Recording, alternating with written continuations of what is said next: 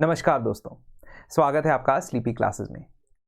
UPSC prelims 2025 में अब लगभग 166 डेज रह गए, लेकिन ये जो इंटरवीनिंग टाइम पीरियड है दिसंबर से लेके जनवरी तक, इसमें हमें बहुत मुश्किल होता है बैलेंस करना, प्रीलिम्स की तरफ जाएं या मेंस की प्रिपरेशन करें। अब मैं एक कॉस्ट बेनिफिट बेसिस पे ऐसी कुछ थीम्स लेके आया हूं जिनको कवर करने से आप बहुत सारे सब्जेक्ट्स की कवरेज भी हो जाएगी और प्रीलिम्स स्पेसिफिक जो कंटेंट है वो भी उसमें आप कवर करोगे। एक ऐसी थीम हम डिस्कस कर चुके हैं, that is Himalayas. Second theme आज डिस्कस करने वाला हूं। शुरू करने से पहले एक बहुत important information, international human rights day के अवसर पर स्लीपी क्लासेस के सभी कोर्सेज पे 20% डिस्काउंट प्राप्त कर सकते हैं।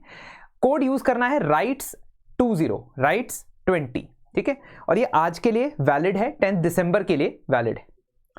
2026 के एस्पिरेंट अगर ये वीडियो देख रहे हैं तो आप भी इन थीम्स के ऊपर एक्सटेंसिवली काम कर सकते हैं। इनफैक्ट आपके पास ये एडवांटेज है कि ये आपको थीम्स काफी एडवांस में पता लग गई हैं, तो आगे जो भी आप तैयारी करेंगे, चाहे वो प्रीलिम्स की हो या मेंस की हो, आप इनके ऊपर जरूर फोकस करेंगे। थीम जो सेकंड नंबर पे है आज वो डिस्कस करने वाले हैं वो है water. Water is a theme, it's not just a substance, it's not only a topic that you cover in one particular subject, it is a theme that encompasses so many subjects or so many subtopics। अगर हम water को as a resource देखते हैं तो हम उसे पढ़ते हैं जनरल स्टडीज 1 GS1 में, ज्योग्राफी के अंदर रिसोर्स के तौर पे। अगर हम वाटर को एक फिजियोग्राफिक या फिजियोलॉजिकल बेसिस पे पढ़ाई करते हैं तो हम उसे रिवर्स के थ्रू या रनिंग वाटर के थ्रू बने लैंडफॉर्म्स या इवन ग्राउंड वाटर के थ्रू बने लैंडफॉर्म्स जैसे कि कास्ट टोपोग्राफी, इसके बारे में हम वाटर के थ्रू पढ़ते हैं।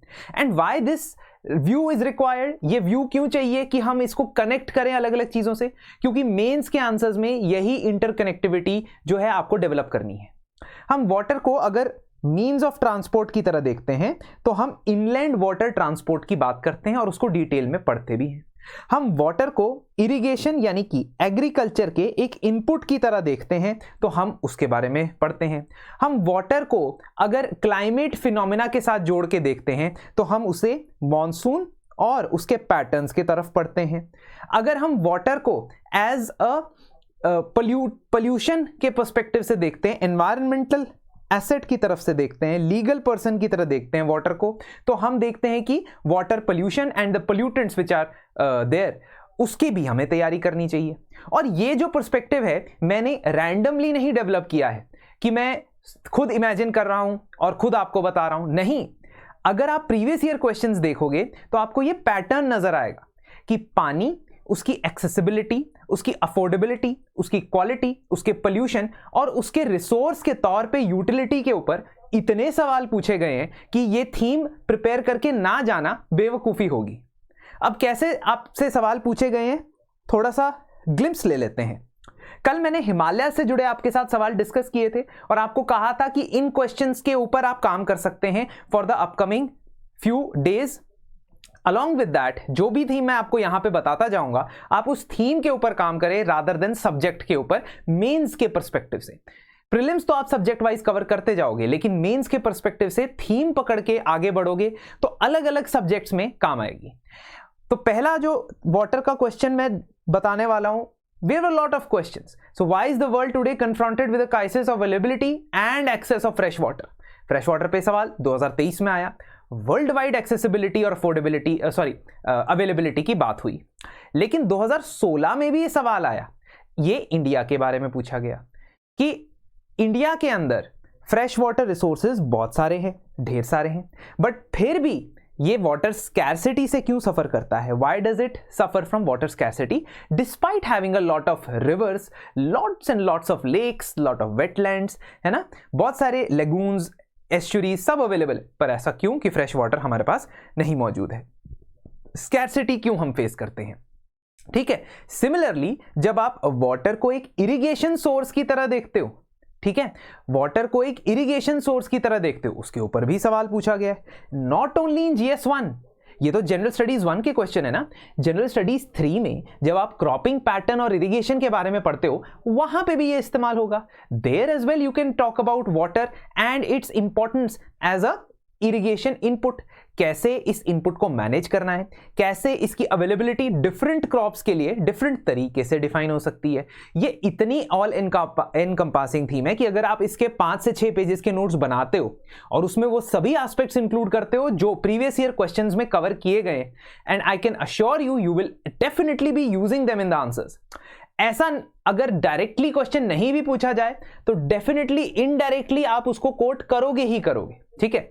Now you also see that land as a resource has been asked many times, sorry, water as a resource has been asked many times.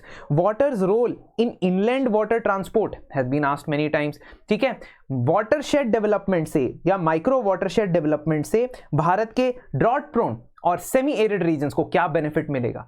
मैं तो ये कह रहा हूं कि अगर आप फिलहाल अभी अगले कुछ दिनों तक कुछ ना करके सिर्फ ये प्रीवियस ईयर क्वेश्चंस ही ब्रेनस्टॉर्म करते हो, इनका कंटेंट पढ़ते हो और क्वेश्चंस अटेम्प्ट करते हो साथ के साथ, तो मुझे लगता है कि this is going to be sufficient preparation. GS3 में देखो, GS3 में अगेन क्योंकि इरिगेशन एक टॉपिक है तो माइक्रो इरिगेशन के ऊपर सवाल पूछा गया है।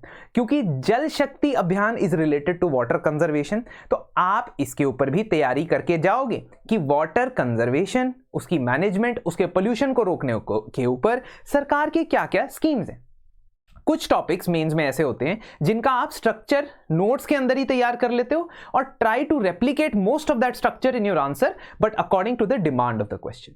ऐसा ही टॉपिक है वाटर। तो आप इसके नोट्स कैसे क्रिएट करोगे? आपके पास जितना भी कंटेंट है, चाहे आपने ज्योग्राफी में पढ़ा है, चाहे आप एनवायरमेंट में पढ़ा है, चाहे आपने एग्रीकल्चर के अंदर पढ़ा है, try to incorporate all that content in 4 to 5 notes.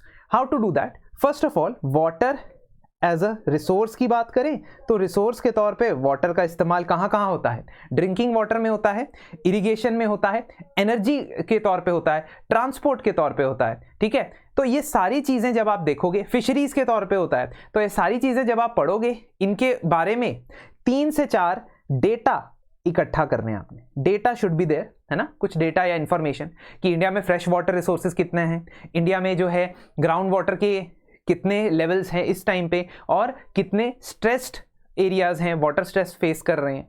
So when you prepare it in such a way जहां पे आप रिसोर्स के तौर पे प्रिपेयर कर रहे हो, वाटर के पोल्यूशन के बारे में जो इश्यूज हैं वो प्रिपेयर कर रहे हो और साथ ही साथ गवर्नमेंट ने क्या इनिशिएटिव्स लिए हैं इसके बारे में वो प्रिपेयर कर रहे हो। That is the three parts, है ना। First is as a resource, second is water pollute कैसे हो रहा है, उसमें क्या इश्यूज आ रहे हैं, गवर्नमेंट ने इन सबको डील करने के लिए क्या इनिशिएटिव्स लिए हैं।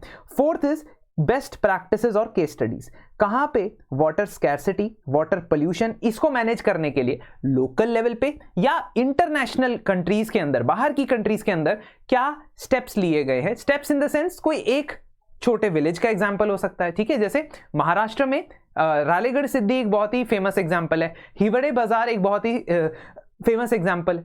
तो ये एग्जांपल 5 इंडिया की, 5 इंटरनेशनल की कलेक्ट करके रख लो, ठीक है।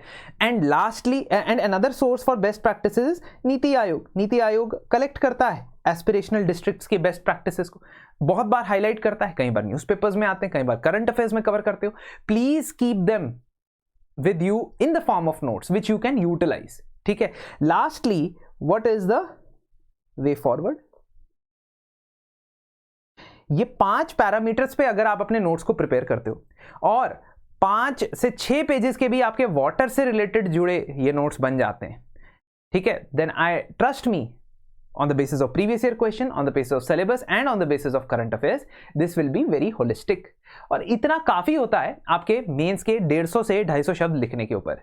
अब आपने यही काम करना है कि ये जो प्रीवियस ईयर क्वेश्चंस की लिस्ट मैंने दी हुई है, वाटर से जुड़े क्वेश्चंस पूछे गए हैं, इनको सोचना है आप कैसे आंसर करोगे, क्या आपके पास इनफ कंटेंट है, अगर कंटेंट नहीं है तो कंटेंट ऐड करना है।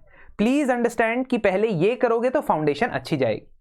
और अगर आपने एक्चुअल में टेस्ट करना है कि जो आप सीख रहे हो, जो आप डेली रूटीन में कर रहे हो, क्या आंसर में वो रिफ्लेक्ट हो भी रहा है या नहीं हो रहा है, क्या आपके आंसर्स में एक क्लैरिटी ऑफ एक्सप्रेशन आ रहा है, क्या स्ट्रक्चर आ रहा है ना, क्या आप लिमिटेड टाइम में कर पा रहे हो और क्या इंप्रूवमेंट आ रही है। इन सब चीज़ों के लिए मेंस मेंटोरशिप बैच का लास्ट बैच जो है हम लॉन्च कर चुके हैं और इसमें आप डेली आंसर राइटिंग प्रैक्टिस के अलावा फुल लेंथ टेस्ट भी दोगे। एंड इसकी खास बात यह है कि इसके आंसर्स मैं खुद इवैल्यूएट करूंगा और आपके साथ वन ऑन वन सेशंस के द्वारा यह भी डिस्कस करूंगा कि आपकी स्पेसिफिक प्रॉब्लम्स जो हैं उनको कैसे रिजॉल्व किया जाए, टाइम को कैसे इंक्रीज किया जाए, ठीक है, माइक्रो डायग्राम्स को कैसे यूटिलाइज किया जाए, all that will be discussed. ठीक है, तो if you are interested enrol कर सकते हैं। एंड याद रखिएगा 20% जो है 20% कूपन जो है डिस्काउंट चल रहा है, राइट्स 20 का इस्तेमाल प्रयोग आप कर सकते हैं। अगले सेशन में हम एक और थीम आपके लिए लेके आएंगे और आपने उन थीम्स पे काम करना है तो आपका टाइम भी मैनेज हो जाएगा मेंस के लिए, plus you will also be gradually shifting to the prelims preparation January onwards. ठीक है, लेकिन अभी आंसर राइटिंग छोड़ना नहीं है। धन्यवाद और जल्द आपसे मुलाकात होगी।